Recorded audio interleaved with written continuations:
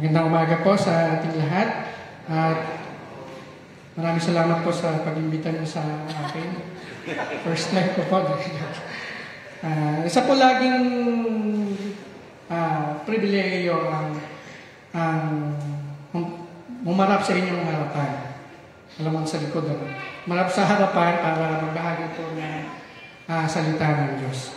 Pero bago po lahat, siyempre tayo po ay manalangin at tumingin ng gabay sa ating Diyos. Aming Diyos, maraming salamat po sa umagang ito, sa magandang araw, at sa mga pagpapala na amin pong nasasaksihan, narinig, at sa presensya po ng bawat isa, na tunay nga po na pagbibigay ng lakas at encouragement sa aming pong buhay spiritual. Maraming salamat po. In Jesus' name we pray. Amen. So, ngayon pong umaga, kita po ba ako?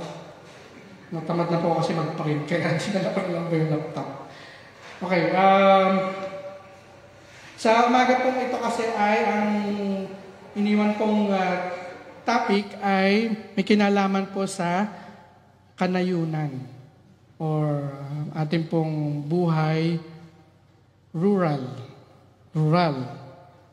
Inisip ko nang una kung ano ba Tagalog doon sa rural. Yung pala kanayunan. Okay. So, kanayunan.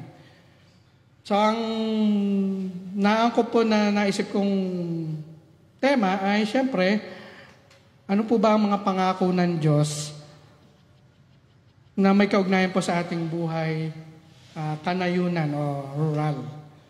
Kasi ngayon nga po ay rural life emphasis Sunday. So ano po ba yung rural? Nung bata po ako, ang tumatak sa isip ko na rural ay Rural Bank of Indang.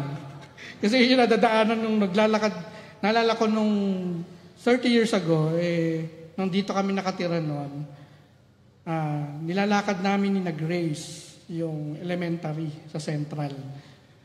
Ano po? Ayun, kaya nadadaanan ko yung Rural Bank. So, yun ang akala ko, yun ang pala ang rural. Pero later ko lang po na nalaman kung ano talaga ang rural. So, syempre, alam ko pare-pareho na nating madidistinguish po kung ano po ba ang kaibahan ng rural sa yung kanyang kabaligtaran, which is yung urban. So, ano po ba ang indang? Ang indang po ba ay rural or urban? Ano ba? Talaga. Parang teacher talaga. No? So, syempre rural, ano po tayo? Rural na lugar. Kasi ang rural or kanayunan ay malayo sa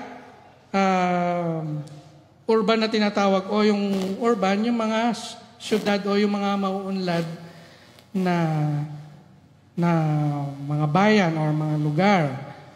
So tayo po actually ay kasunod, malapit sa mga urban areas like Trece at saka Tagaytay. Ano po? Yan po ang ating mga urban lugar. Pero nung tinitingnan ko po yung Wikipedia, yung especially sa Indang, ang Indang, mayroong mga ano na rin, yung mga barangay, para nakakategorize na siyang urban.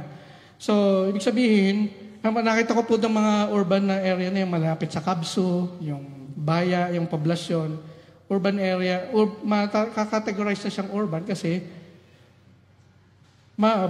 ano na siya, busy na lugar. Di po ba?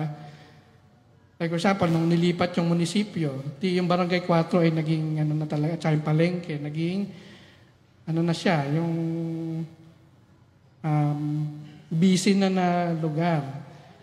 Kaya naalala ko pa nung bata po ako, yan. Buti na lang po yung aking kabataan, naabutan ko yung itsura ng Indang na yung itsura ngayon. Naalala ko po nung bata ka, bukod sa naglalakad kami papuntang Central, yung plaza ay plaza talaga. Wala pa po yung Jollibee nabutan ko pong wala pa yung Jollibee talaga. Kasi naalala ko nung bata kami, diyan yung mga liga ng basketball, yung kinatatayo ng paseo. Yun.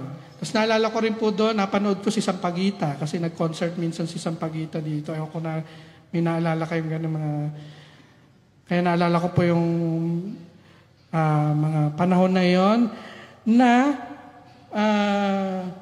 bilang maliit na bata po, ay yung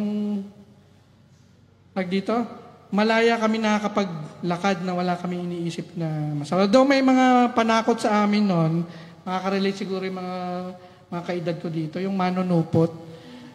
Kasi yung pala panakot para matulog kami ng tanghali. Kasi pag hindi kayo, hindi natulog na ko, di ba? May manunupot, gagawing tatahian doon ng baboy dito, mga ganyan. Tapos lagay sa sako, ganyan.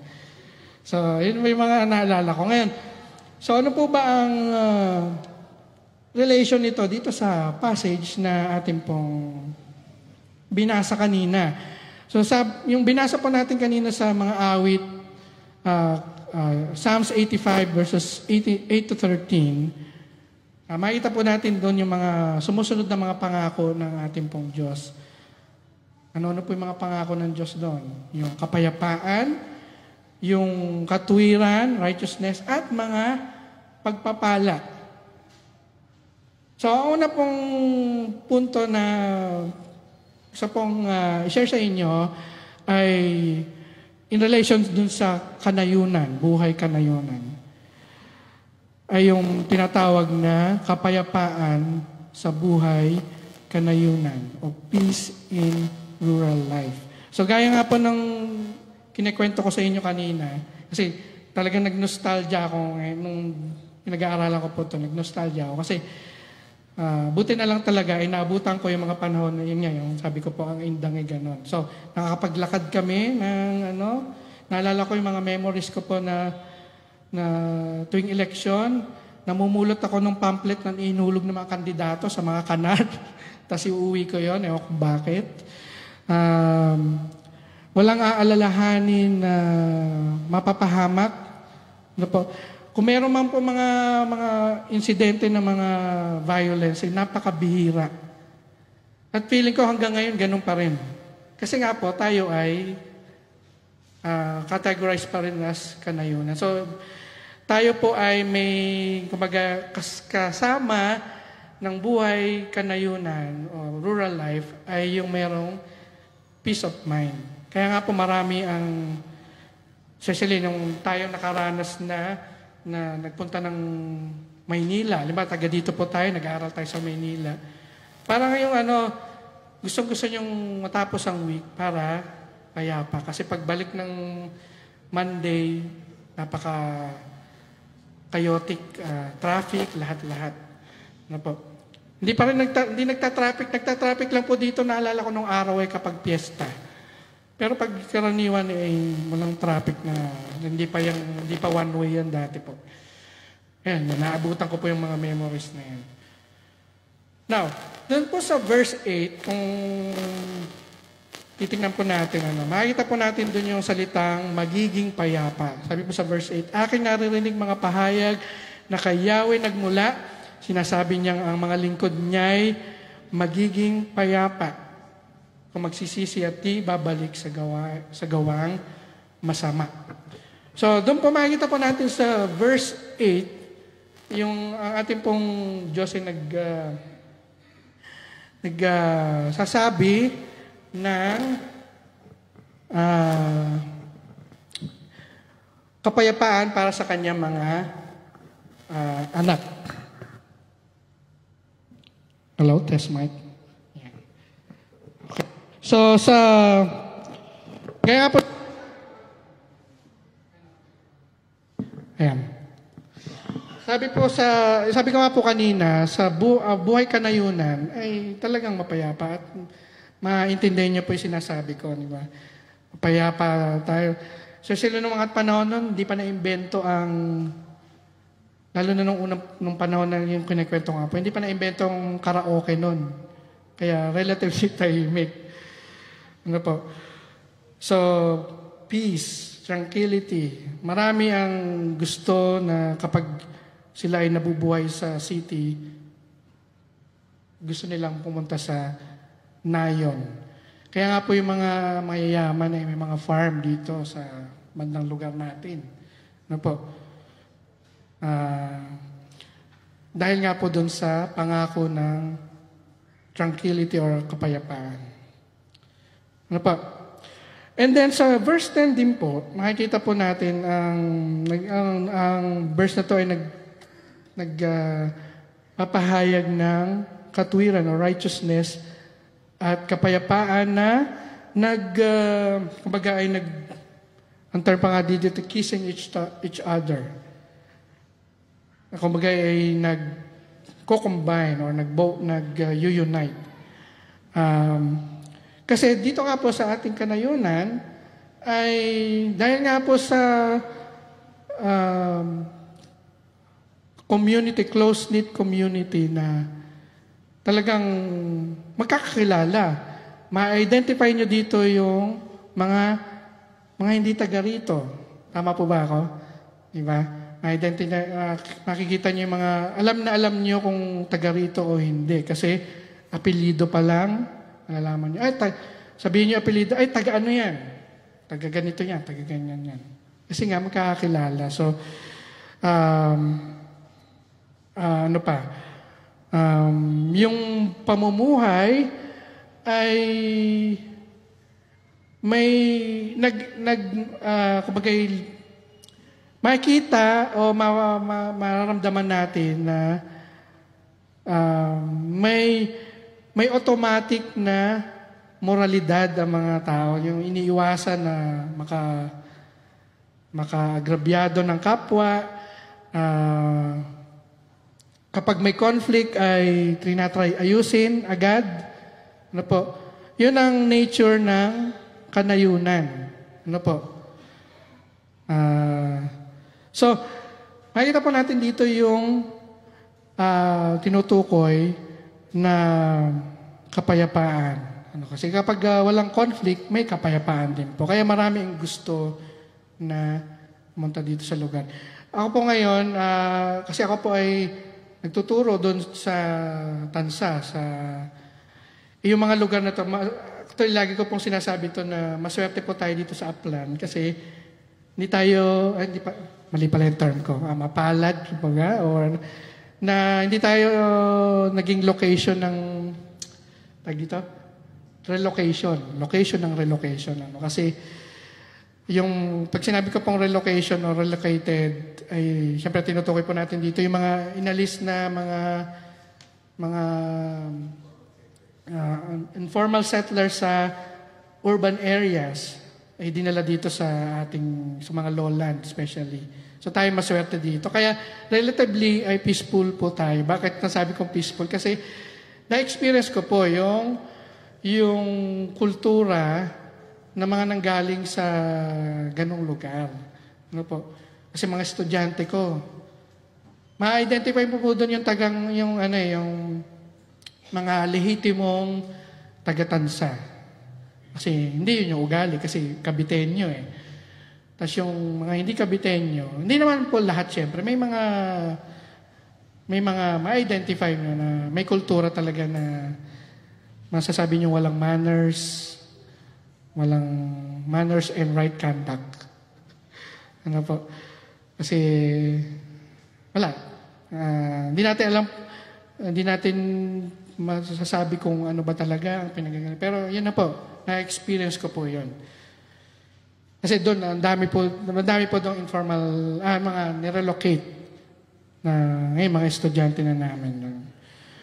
So yan po, ang unang punto. Ang pangalawa pong punto na makikita po natin dito ay, yun nga po yung righteousness and community values. Kung ano yung mga pagpapahalaga na nakikita natin dito sa kanayunan. Makikita po natin dito sa kanayunan yung dito talaga, kaya ko lagi naintindihan yung hospitality ng Pilipino. Makikita na-experience natin, especially sa mga nasa kanayunan. Kasi dito po talaga ay hindi pwedeng, hindi ka mag-aalok or basta yung nararanasan po natin. Ano po? Naalala ko po nung maliit din po ako na kasi yung time na nandito po ang tatay ko noon, outreach pa lang ang Pulo. So kasama kami doon, na pupuntang tatay ko doon. Lahat ng binibisita nilang bahay ay ino-ofera ng kape. So kahit pawis na pawis ang tatay ko na naglalakad, kape ang i-offer. So dito talaga natin naranasan yung kahit sobrang init ay kape ang i-offer sa bisita. At napakahirap tanggihan. Kasi masarap din ang kape dito sa atin. Ano po? So yun, yung mga ganun po mga bagay na ibig sabihin yung hospital, yun po isa mga pagpapahalaga na makikita natin. At ako speaking from experience ko dito dito lumaki sa bayan na ito. Siyempre may mga kanya-kanya din po tayo, especially mga galing po sa ibang lugar, di po ba? Na may kanya-kanya tayong way ng hospitality. Dito po talaga makikita sa rural areas yung kinamamangaan ng mga foreigners na hospitality. Kaya mas gusto nga nila pumunta sa walang foreigner na nagbabakasyon sa Maynila lang. Pumunta sila sa probinsya. Ano po? Yun nga po, makikita mo natin sa verse 11 na kung ano yung pwede natin ma-relate dito. Sabi po dito sa verse 11, sa balat ng lupa'y sadyang maghahari itong katapatan mula sa itaas, maghahari naman itong katarungan. So, kung babasahin po natin yung verse na yon at isipin po natin ano ba ang pwede kong ma-picture para ma-realize yung pangako ng Diyos na yon sa kanayunan. Yung pamumuhay po natin sa kanayunan. Ano po? Dito makita po natin yung pag-uphold ng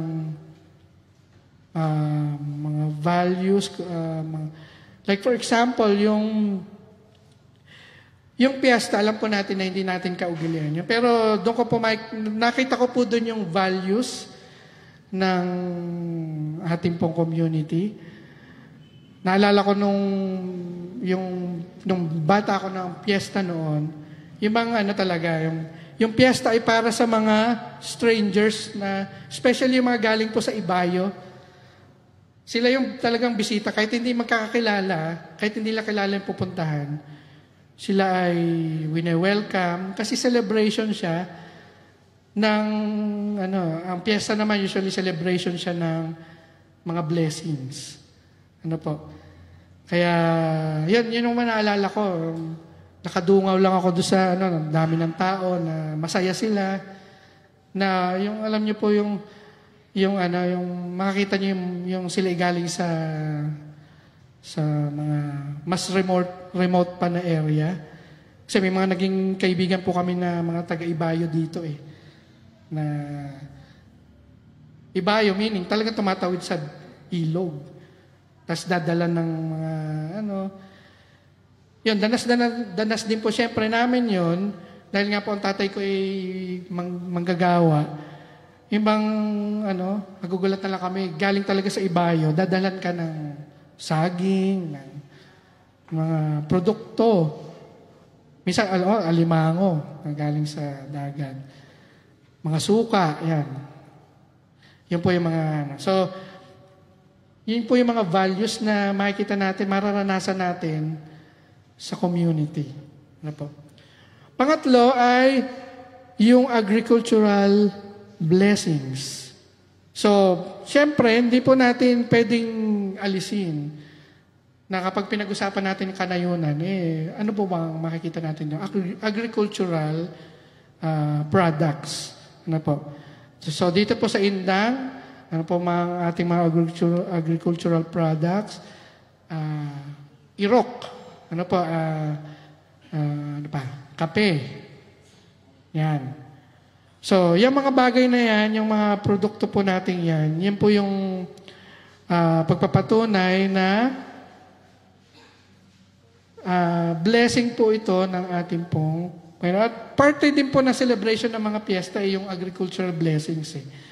So, hindi ito para magpiesta lang, kundi para pasalamatan ang Diyos. So, makita po natin sa verse 12, na mention po doon na gagawing maunlad ng Diyos na si Yahweh itong ating buhay, ang mga laman sa ating lupa ay bubungang mainam.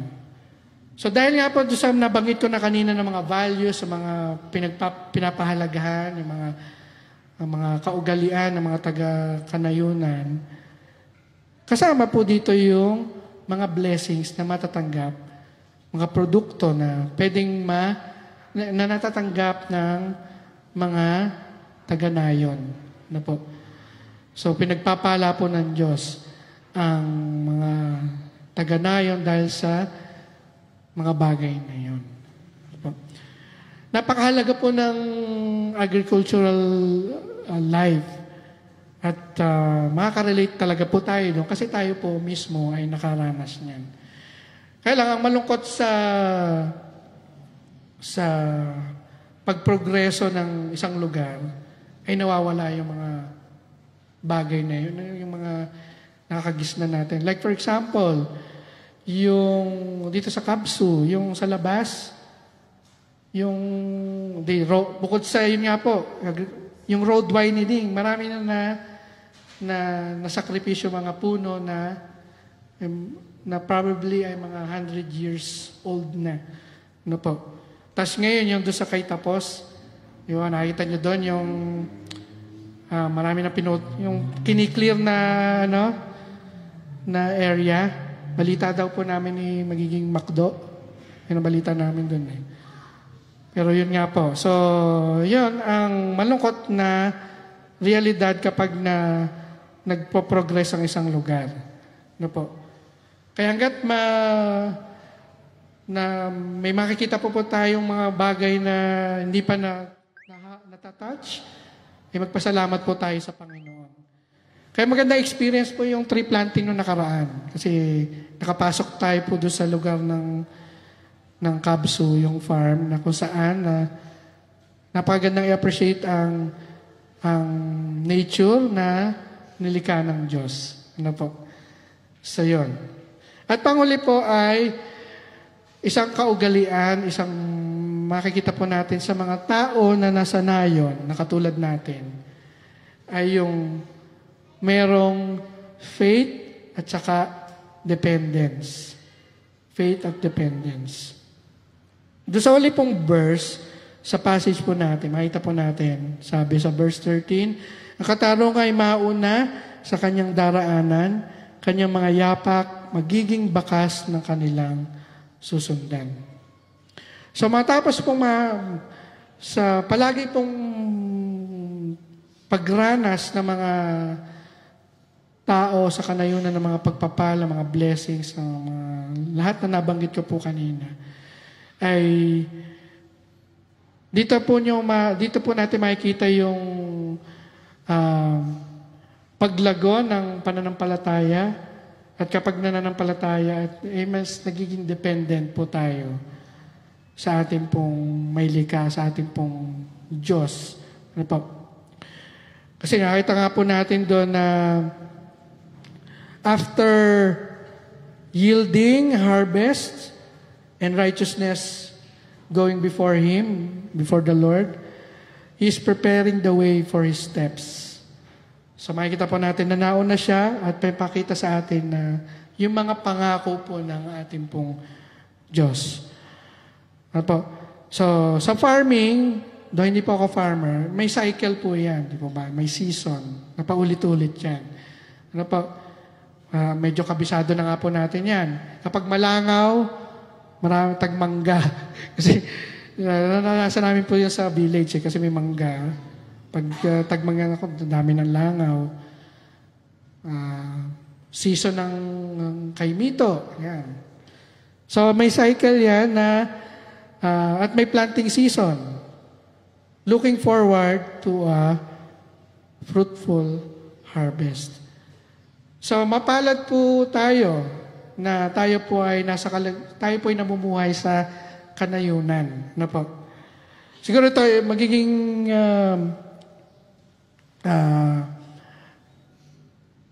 imagine po natin kung tayo po ay nasa urban area at pinag-uusapan po natin ito. Puro imagination lang po 'yun.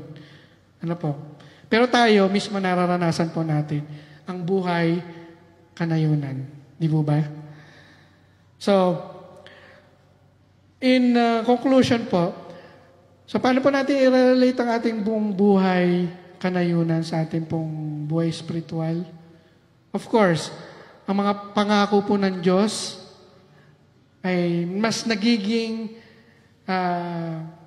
maliwanag kasi sa nararanasan po natin dito, ano po, yung blessing, yung morality, ano po, ng community, yung pagkikare sa bawat isa, hospitality ng bawat isa. Yun po hindi basta lang para lang gawin, kundi yun ay kinagis na nating ugali na yun po ay, kumbaga ay nagbibigay ng kalakasan sa bawat isa sa atin. Kasi kung i-relate po natin, saan ba nanggagaling ang morality, ang moral values, ang kabaitan? Siyempre po sa relasyon sa Diyos. Di mo ba? Kapag tayo po ay namumuhay pamuhay po natin talaga ang pagiging Kristiyano, automatic po yun na dapat ay nararanasan ng iba, ng kapwa natin, yung ating pong faith na isinasapamuhay. Diba? And then, yung blessings po ay, actually, hindi, ang blessing, ako sa paniniwala ko, ang blessing ay hindi dependent sa kapag may ginawa tayong tama o mali. Kasi ang Diyos po natin ay automatic na nagbibigay ng blessings.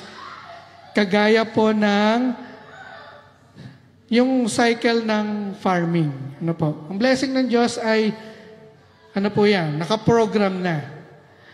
Ang gagawin lang po natin bilang tagatanggap ng blessing ay i-enjoy at maging grateful sa mga blessings na natatanggap natin. Ano po? Pero ang punto lang po dito ay, tayo po bilang Kristiyano na namumuhay sa komunidad ay kung ginagawa na po natin yung dapat natin gawin bilang Kristiyano, ay pagpatuloy po ninyo yun at pagpatuloy po kayong pagpalain ng Panginoon. At sa mga kapwa natin na may struggle, ay wag po kayong malungkot. Kasi part din po ng ating pagiging Kristiyano yung struggle na mamuhay ng matuwid. Kasi hindi po natin kaya maging perfect. Bakit? Kasi tayo po ay tao lamang. Pero ang pagmamahal ng Diyos ay hindi nagbabago. Ang pagyakap ng Panginoong Diyos sa atin ay hindi nagbabago. Kagaya ng mga pangako ng Diyos na nakita po natin sa passage natin po ngayong umaga. Ano po? Kaya, ang dalangin ko po sa bawat isa sa atin, prayer ko rin po for myself, ay maging buhay na patotoo sa ating pong komunidad. Ano po? Kung tutusin tayo po ay kilala na sa lugar na ito. Ano po? Kasi tayo ilang years na, 75. Ano po? Kaya minsan ay kailangan po nating isapamuhay talaga ang ating pong pananampalataya kasi sayang po natin sa gusto ay nakamasid ang ating pong mga kasama sa komunidad. Kasi hindi po natin pwedeng sabihin na ako'y Kristiyano pero kung mapanghatol naman tayo, baliwala po ang lahat. Tandaan po natin na kahit tayo po ay nagsusumikap na maging mabuting tao, sa isang malinggit na pagkakamali, burado po lahat yun. Di po ba? So, mahirap po, siyempre, struggle po talaga yan. Pero kasama po natin ang Diyos at kasama po natin ang ating komunidad. Tayo po ay hindi pumupunta sa iglesyang ito, sa kapilyang ito, for the sake na sisimba lang tayo dahil yun ang kalooban ng Diyos. Hindi po. Tayo pong lahat, ito po yung natutunan ko lagi sa conversation lagi namin ng kapatid ko, na tayo po ay nagsisimba, hindi para sa ganung bagay. Hindi, nagsisimba po tayo para sa service sa Panginoon. Kasi bawat isa po sa atin ay nagiging servant sa bawat isa. Sa mere presence po natin ngayong umaga. Bakit? Kasi makita lang po, ako personally, pag nakikita ko po kayo, ako po ay lumalakas ang pananampalataya. Kasi nakikita ko po kayo. So, ibig sabihin, nakakapag-serve na po kayo sa akin. So, bukod pa po yung mga pupunta dito sa harapan. So, the mere presence ng bawat isa, sa fellowship ng bawat isa po sa atin, ay isa na pong service sa bawat isa. So, parang mindset lang po yan. So, pupunta po tayo sa church, hindi dahil para magpa-check ng attendance. Hindi pupunta po tayo sa church para mag-serve. Malay nyo po, kahit wala po kayong ginagawa, makita lang po kayo ng bawat isa sa atin, ay blessing na po. For example, ako, blessing po sa akin pag nakikita ko po ang mga elders natin na nandito. Elders sa age. Ano po? Kasi siyempre, yung mga elders dito, siyempre, pag sinabi ko elders si kapatid na Richard, siyempre, hindi naman, no? Hindi ka papayag nun. Ano? Pero yung nga po, yung kahit po yung struggle kayo sa pag-akit, isa pong blessing po yun. Ano po? At sana makita po rin ng bawat isa sa atin yan. Hindi po tayo pupunta dito para sa attendance, sa wifi, hindi, joke lang. Tayo po pumunta dito para mag-serve. Kasi yun po ang kalooban ng Diyos para sa atin pong lahat. At contagious po, infectious, mali yung term. Contagious yung ating pong pagiging Kristiyano kapag ganun po ang ating mindset. So pupunta pa tayo dito sa church para mag-serve. Hindi para makinig lamang and all. So magsaserve po tayo. At ulitin ko po, service sa Diyos, service sa kapwa po natin mananampalataya ay yung mere presence nyo lang po. Ano po? Yung kapugian ninyo, kagandahan ninyo, blessing po sa akin. Kaya pag nakikita ko po si kapatid na Richard, ako ay nabe-blessed. Ano po? Nakalimutan ko palang banggitin kanina yung LP. LP, pwede pong ibig sabihin nun ay laging pogi. Minsan pwede laging pangit. Pero hindi siyempre papayag ang anak ko na laging pangit. Ano po? Laging pogi po ako kay Liam. Kaya mahal na mahal ko po ang mga anak ko. So yun po, purihin po ang Panginoon at maraming salamat po sa pagkakataon na ito. Tayo po'y manalangin. Aming Diyos, maraming salamat po sa blessing, sa mensahe na ito na ang buhay komunidad o kanayunan ay hindi lang basta experience, kundi pwede po namin makitang pangungusap or blessings galing sa inyo. Kaya maraming salamat po sa experience nito. In Jesus' name we pray. Amen.